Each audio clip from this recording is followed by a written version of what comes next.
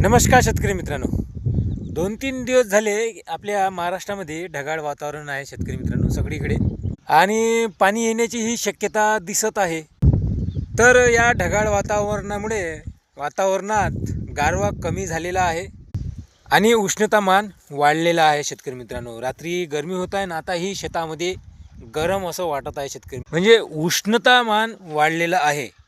तर आपल्याला एक काम करावे लागेल शेतकरी मित्रांनो. दररोज शेतामध्ये येऊन आपल्या हरभरा पिकावर उंट अळी, लष्करी अळी तर नाही आहे शेतकरी मित्रांनो, याची आपल्याला खबरदारी घ्यावी लागेल. कारण की या उष्ण दमट वातावरणामध्ये अळी येण्याची फार शक्यता आहे शेतकरी मित्रांनो.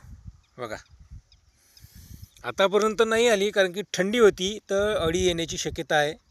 तुम्ही आपल्या हरभरा पिकाचं संरक्षण करण्यासाठी रोज शेतातून बारीक निरीक्षण करा. धन्यवाद शेतकरी मित्रांनो.